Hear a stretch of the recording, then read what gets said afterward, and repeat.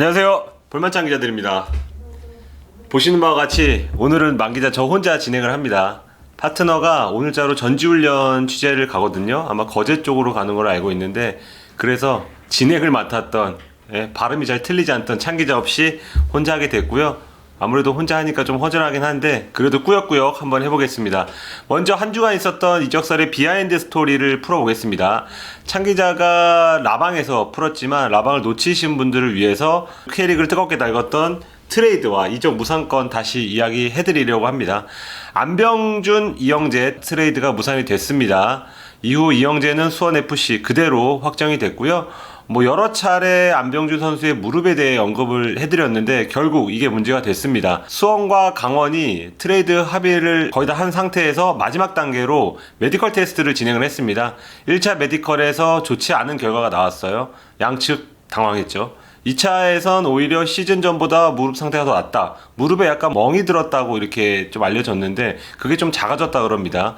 그래서 정상적으로 진행되는가 싶었지만 강원이 그래도 조금 불안하니까 3차 한번 해보자. 그래서 3차를 진행을 했고 여기서 결과 받아본 다음 최종 탈락을 공지를 했습니다. 안병준 입장에서는 몸 상태가 지난 시즌과 비교해서 나쁘지 않은데 그래서 좀 굉장히 억울했다고 합니다. 눈물까지 흘렸다는 얘기를 들었습니다. 어쨌든 이 협상은 결렬이 됐고요. 양측 다 발등에 불이 떨어졌죠. 그래서 수원FC는 이영재를 중심으로 허리진을 세팅을 했잖아요. 반면에 강원은 안병준이 오니까 김지영까지 울산에 보냈거든요. 일단 수원FC는 좀 빠르게 협상에 나서면서 이영재 완전 영입, 이적료를 들여서 영입을 했고요. 강원은 안병준 대타인지까지는 모르겠지만 스타일이 좀 달라서 김대원을 대구에서 영입을 했습니다. 이제 관심사는 안병준의 거취죠. 다행히 많은 클럽에서 아직까지 관심이 있습니다. 의학적 소견으로는 조금 불안한 그런 얘기가 좀 나오지만 경기장에서 뛰는 무릎은 또 다르거든요. 그래서 부산이 지금 꽤 적극적인 걸로 알고 안병준 거취는 이르면 이번 주 초에 결정 날 수도 있을 것 같습니다. 이거보다 더 황당한 소식은 김인성이 대전으로 갈 것 같이 보였지만 결국은 다시 울산으로 돌아간 이런 케이스인데요. 그때 녹화 때 한번 기억하실 것 같아요. 찬 기자가 제 옆에 있었지만 애매하게 얘기했어요. 원래 이런 스타일이 아니잖아요. 근데 됐다고 하네요 라고. 그 하네요 여기서 불안한가? 좀 그런 느낌이 있었는데 이유가 있었습니다. 스토리를 처음부터 좀 풀어보면 12일 오후까지만 하더라도 울산에서 이적 불가 방침을 세웠었죠. 그런데 12일 밤에 김인성의 간곡한 요청을 받아들인 울산이 대전행을 허락을 했습니다. 김인성은 울산과 작별 인사하고 13일 대전으로 넘어가 협상 마무리에 나섰습니다. 거의 거피셜까지 간 거죠. 이미 대전이 어느 정도의 조건을 제시했어요. 이게 한간에는 울산에서 받던 연봉의 2배라고 하는데 2배는 아닙니다. 한 1.5배 정도 되나? 그 정도 될 것 같은데 2배는 아닙니다. 어쨌든 간 김인성도 이 조건을 받아들이고 가는 만큼 오래 걸릴 일이 없잖아요. 그런데 13일에도 마무리가 안 된 거예요. 급기야 14일 오후 대전 측에서 2년이 아닌 것 같다는 말로 협상을 마무리했습니다. 울산도 조건을 듣고 어쩔 수 없이 보낸 거거든요. 그런데 막상 갔더니 황당하게도 대전 측에서 다른 조건을 좀 제시했다고 합니다. 그래서 막판에 김인성이 옵션 협상에서 양보까지 했는데도 마무리가 안 됐습니다. 김인성도 협상 결렬 후에 울었다고 합니다. 될 줄 알았겠죠. 그래서 김인성 선수는 바로 다음날 울산이 훈련하는 통영으로 돌아갔고 이 과정에서 다른 빅클럽이 관심이 있었다고 하지만 결국은 울산에 잔류해서 우승을 돕겠다 이런 의지를 밝혔습니다. 울산은 그 사이에 김대원 영입을 추진했지만 강원이 김대원 영입하면서 이제는 김인성 재계약을 제시한 걸로 알고 있습니다. 이 밖에 주목할 소식으로는 강수일이 광주FC와 입단 테스트를 지금 하고 있습니다. 17일 보도가 나왔는데요. 16일부터 남해 전지훈련지에서 훈련을 하고 있다고 합니다. 광주 김호영 감독과 강수일이 일면식도 없는 사이라고 알고 있는데 김호영 감독이 순수하게 기량을 테스트할 요량으로 콜을 보냈고 강수일이 여러 러브콜에도 광주를 택했다고 합니다. 현장에서 하루 훈련하는 거 보고 나쁘지 않았다 이런 평가를 내렸다는데 앞으로 2주간 남해 전지훈련지에서 더 보고 그리고 평가를 할 것 같습니다. 그런데 여론도 신경 써야 되잖아요. 예전에 도핑 논란도 있었고 음주운전 논란도 있어서 그래서 그것까지도 조금 감안해서 영입 여부를 결정할 것 같습니다. 바로 이어서 볼만찬 스쿼드 분석 특집 제4탄 이 팀 안 할 수 없죠. 수도팀 FC 서울 한번 다뤄볼까 합니다. 팔로세비치 최근 방송에서 대구 편을 할 때도 팔로세비치 이야기를 굉장히 많이 했던 것 같은데, 이 팔로세비치가 영입된다면 서울 한번 하자 이렇게 저희 파트너랑 얘기를 했었거든요. 그런데 팔로세비치가 오피셜 뜨자마자 부랴부랴 준비를 했습니다. 바로 팔로 얘기부터 하겠습니다. 혹시 이 방송만 보신 분들을 위해서 짤막하게 스토리를 영입을 하면요, 맨 처음 팔로세비치에게 관심을 보인 팀은 바로 서울이었습니다.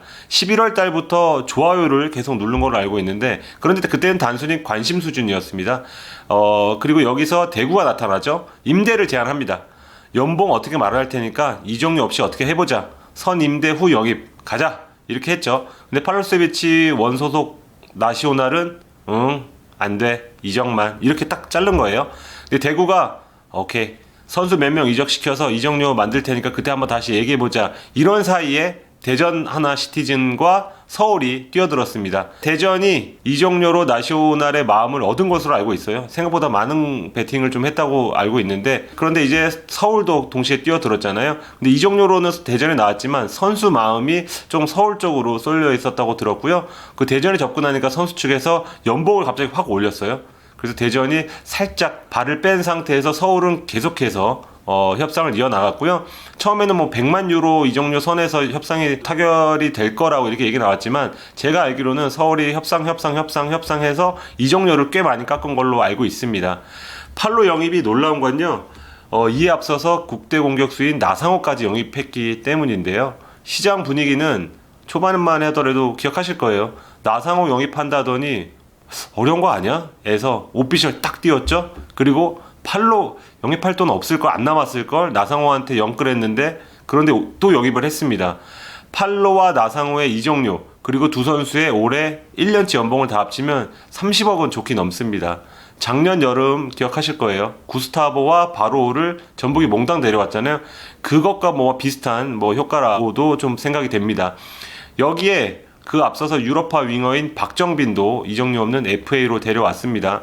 박정빈은 뭐 볼프스부르크, 피르트, 칼스루에 이렇게 분데스리가 독일 클럽에서 뛰던 선수인데, 덴마크, 스위스 찍고 K리그에 처음으로 오는 겁니다. 그래서 동기부여가 충만한 상태일 거라고 보고요. 서울은 지금 이번 이적 시장에서 지금까지 이렇게 공격 자원 3명만 영입을 하게 됐습니다. 그래서 감독도 바뀌고 공격진도 새롭게 세팅을 하게 됐습니다.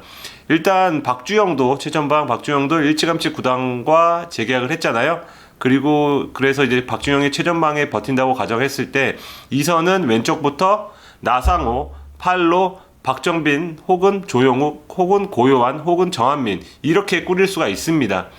일단 나상호는 돌파가 되죠. 득점력도 있고요, 슈팅력도 있고요. 그 팔로는 창의력과 결정력을 좀 지녔습니다. 그래서 두 선수 나팔 듀오라고도 부를 수 있을 것 같은데, 이 나팔 듀오는 확실한 팀의 플러스 요인이 될 것 같습니다. K리그는 늘 이 외국인 변수에 흔들리는 그 구단들이 많아요. 근데 팔로는 이미 포항에서 검증을 마쳤죠. 지난 시즌 스탯 보십시오. 뒤에 나오죠. 14골 6도움입니다. 79분당 1개의 공포를 올릴 정도로 거의 뭐 스탯 괴물이라고 할 수 있습니다. 한간에는 팔로가 너무 예민하다, 그래서 다루기가 힘들다, 이런 얘기가 많습니다. 저도 많이 들었고요. 그런데 포항에는 팔로가 잘할 수 있었던 이유가, 오늘 오셨던 전북 일류첸코가 형처럼 끌고 갔다, 그래서 잘 따랐다고 하는데, 서울에도 일류첸코 역할을 할 수 있는 선수가 있어요. 오스마르 선수입니다. 국내 선수들의 대장이 박주영이라면 외국인 선수의 대장은 오스마르입니다. 선한 인상에 리더십도 지녔다고 하니까 그 점 한번 기대해봐도 좋을 것 같고요. 나상호는 시즌 중에 성남으로 임대 와서 7골을 몰아쳤습니다. 뭐 스탯상으로는 아주 많다고는 볼 수 없지만, 득점한 상대팀을 보죠. 서울 팬들이 좋아할 만한 그 팀들이 많아요. 인천 2골 넣었죠. 수원 삼성을 상대로도 득점을 했습니다. 그리고 울산, 포항, 대구 이렇게 까다로운 상대로도 득점을 했습니다. 그러니까 서울 입장에서 라이벌 팀에게도 강하고 강한 팀에도 강한 나상호라는 확실한 공격 카드를 얻었다고 할 수 있고, 그리고 지난 시즌 성남이 공격이 굉장히 안 좋았잖아요. 근데 나상호가 사실상 뭐 하드 캐리를 넘어서 혼자 그 공격을 이끌다시피 했죠. 그래서 괜히 국대가 아니구나, 이 선수 그릇이 생각보다 크구나, 이런 걸 느꼈거든요. 그래서 개인적으로는 팔로보다 나상호 영입이 조금 더 좋아 보이지 않나, 지금 현재로선 그렇게 한번 생각을 해봅니다. 그리고 서울 공격보강이 여기서 끝이 아닐 수가 있습니다. 잘 알려진 대로 외국인 전방 공격수 영입을 알아보고 있는데요. 이게 나상호 팔로세비치 건 때문에 계속해서 뒤로 밀렸어요. 두 선수 영입 성과를 보고 용병의 급을 정하겠다. 뭐 100만 달러 선수인지 뭐 50만 달러 선수인지 이렇게 현장에서 이렇게 표현을 합니다. 이런 계획이었는데 이미 두 선수를 영입할 때 진짜 이거는 영혼까지 끌어모았잖아요. 그래서 페시치 정도의 큰 연봉을 들이는 공격수 영입은 좀 쉽지 않아 보인다. 일단 제 뇌피셜로는 박진섭 감독이 전 구단이었던 광주에서 펠리페와 케미가 워낙 좋아서 그런 약간 뭐 떡대형 공격수 이렇게 원할 수도 있을 것 같은데 이것도 아닐 수도 있습니다. 지금 리스트가 굉장히 많다고 하니까요. 이 리스트 중에서 아마 뭐 가격도 조금 선수의 몸값도 볼 수 있고 어떤 성향도 볼 것 같은데 어쨌거나 지금 최전방을 원하는 건 사실입니다. 지금 원하는 포지션은 공격수 말고도 수비형 미드필더와 센터백도 있습니다.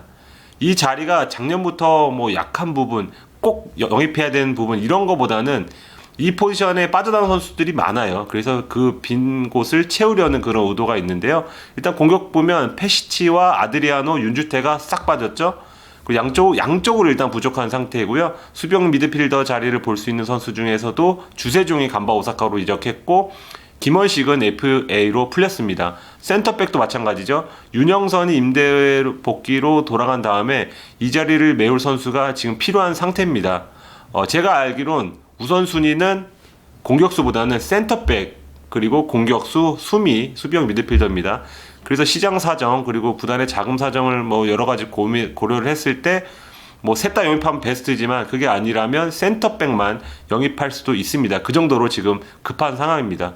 왜 급하냐? 일단 센터백 보시죠. 주전조로 분류할 수 있는 자원은 김원균과 황현수죠. 경험이나 무게감 면에서 약한 게 사실이에요. 이중 황현수는 김진야와 함께 예전 아시안게임 금메달 멤버잖아요. 그래서 여기에 따른 기초 군사훈련을 지금 받고 있는 중입니다. 그래서 김진야는 21일에 돌아오고 황현수는 24일 복귀 예정입니다. 돌아와서 이제 뒤늦게 다른 선수를 달리 뒤늦게 몸을 끌어올려야 됩니다. 만약에 K리그가 예정대로 2월 말에 개막을 할 경우에는 한 달 사이에 정상적으로 몸 상태를 만들기가 약간 어려울 수 있다. 센터백을 더더욱 원하는 이유라고 제가 들었고요.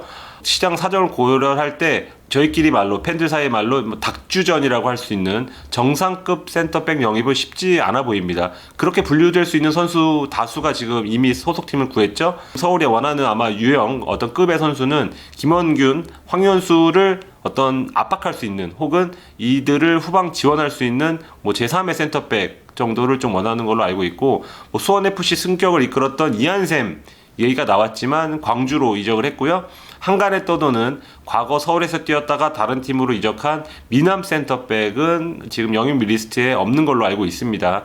그리고 지금 동시에 제주가 센터백 영입에 열을 올리고 있거든요.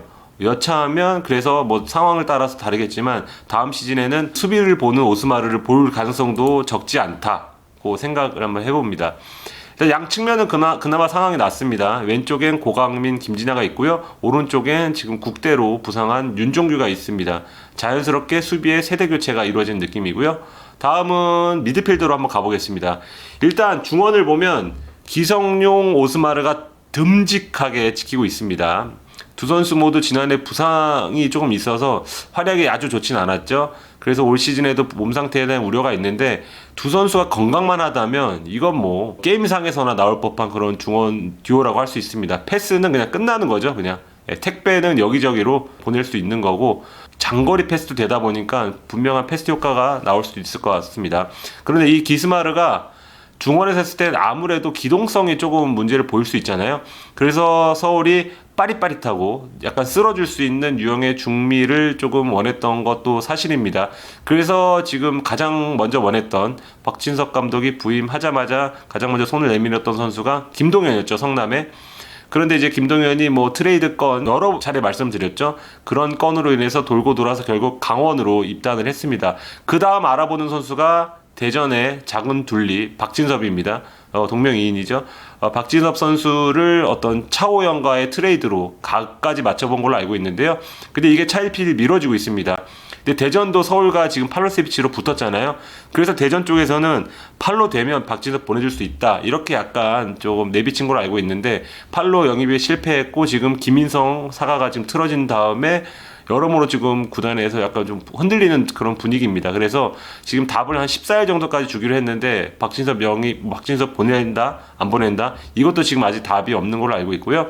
지금 만약에 서울이 다시 박진섭 영입에 뛰어든다고 하더라도 지금은 서울과 가장 먼 지역에 있는 구단에서도 지금 박진섭을 원하거든요. 그래서 경쟁을 또 해야 됩니다. 그래서 영입이 아주 쉽지 않을 수도 있다. 그 다음에 나온 이름이 지금 부산의 박종우죠. 한간에는 협상이 다 됐다는 설까지 돌았습니다. 그런데 조건이 이적료 없는 줄 알았더니 알고 봤더니 부산에서는 이적료를 요구한다더라.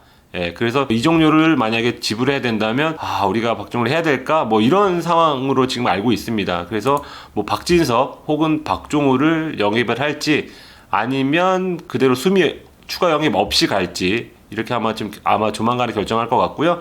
근데 누가 영입이 되지 않더라도 센터백이나 공격수랑 달리 수미는 아주 큰 타격은 입었다고 좀 보기 어려워요. 왜냐하면 백업에 정현철이 있고요. 차호연이 수비수지만 수비형 미드필더도 볼 수 있기 때문에 백업이 나쁘지 않고, 고요한도 상황에 따라서는 중원에 설 수 있습니다. 활동량이 워낙 많아서 중원에 도움이 줄 수 있는 그런 자원이잖아요. 반면에 골키퍼는 좀 확고한 주전이 좀 있는 것으로 보입니다. 지금 양한빈과의 2년 재계약으로 힘을 좀 실어줬죠.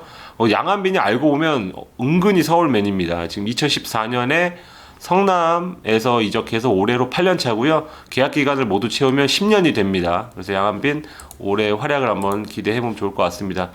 이렇게 긴 시간 서울 스쿼드 특집을 포지션별로 뜯어서 한번 해봤습니다. 저희가 썰은 창기자 위주, 라이브를 창기자가 한 이유를 아마 아실 거예요. 창기자가 워낙 그쪽에 정보가 밝아서 썰은 창기자 위주로 하고, 스쿼드 분석은 제가 주로 맡아 쓰는데, 지금까지 4편 중에 오늘 서울편에 가장 많은 공을 들였다고 제가 한번 얘기해보고 싶어요.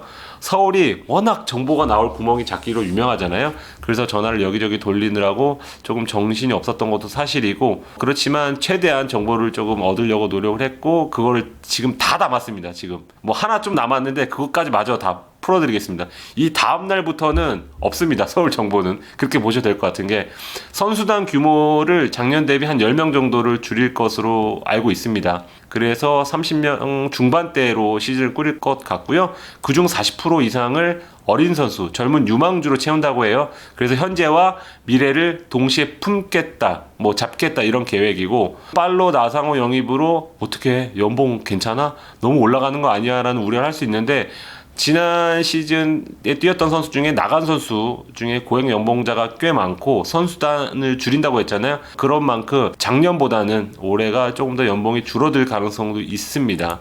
이렇게 30명 중반대로 팀을 꾸릴 것이고 연봉은 조금 줄어들 가능성도 있다.